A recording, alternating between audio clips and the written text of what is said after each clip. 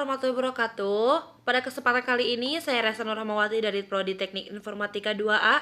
Saya akan mereview sebuah jurnal yang berjudul Sistem Pakar untuk Mendiagnosa Penyakit pada Saluran Pernafasan dan Paru menggunakan metode Kertainti Faktor.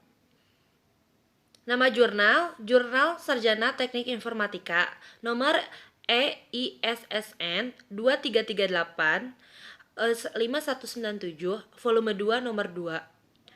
Tahun 2014, penulis 1. Yosi Oktavina, 2. Abdul Padlil. Latar belakang jurnal ini, dalam kehidupan sehari-hari, masyarakat tidak menduga bahwa gejala penyakit pernapasan bisa menimbulkan penyakit yang lebih serius. Hal ini juga dipengaruhi oleh keengganan masyarakat untuk berkonsultasi ke dokter. Pendidikan dokter masa kini akan melahirkan dokter di masa depan. Lingkungan kerjanya pun tidak akan jauh dari teknologi informasi. Kelambanan mahasiswa kedokteran saat ini untuk mendiagnosa penyakit, lebih khusus terhadap penyakit pernapasan. Oleh karena itu, dibangun suatu sistem pakar yang dapat membantu intelektual kesehatan, mahasiswa kedokteran maupun pakar untuk mendiagnosa penyakit pada saluran pernapasan dan paru menggunakan metode Kertainti Faktor atau CV.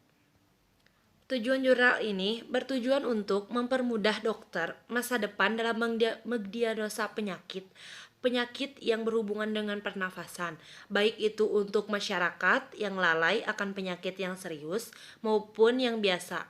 Dan untuk membantu mengatasi permasalahan tersebut, kami mencoba membuat program sistem pakar yang dapat digunakan untuk mengidentifikasi masalah-masalah penyakit saluran pernafasan bagian bawah dan paru, khususnya yang sering muncul dan dialami oleh manusia.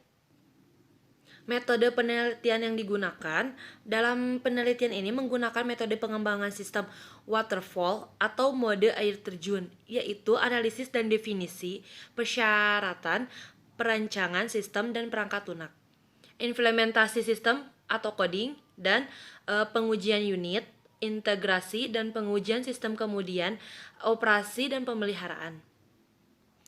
Dari pengumpulan data-data yang diperoleh dijadikan sebagai acuan. Masing-masing proses menghasilkan 1. Pengumpulan kebutuhan sistem dimulai dengan analisis kebutuhan sistem. Hasilnya antara lain data penyakit dan pada saluran pernapasan dan paru, penyebab penyakit, gejala penyakit, dan solusi untuk masing-masing penyakit. Dan menentukan basis pengetahuan. Dengan membentuk basis pengetahuan berarti dimasukkan fakta-fakta yang dibutuhkan oleh sistem. Perancangan pelacakan solusi suatu masalah yang digunakan adalah metode forward chaining, yaitu dengan cara mengumpulkan fakta-fakta terlebih dahulu baru diambil solusi dan kesimpulan. Untuk mengetahui hasil diagnosa penyakit pada saluran pernapasan dan paru ini, maka dilakukan pengujian proses diagnosa.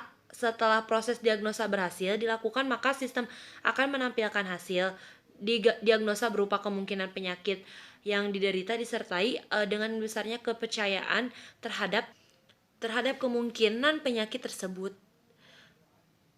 Dan yang terakhir, kesimpulan yang bisa saya ambil dari penelitiannya dihasilkan sebuah perangkat lunak atau software baru tentang sistem pakar yang mampu sebagai pendukung untuk mengambil keputusan dengan memberikan solusi untuk membantu diagnosa penyakit pada saluran pernapasan dan paru-paru.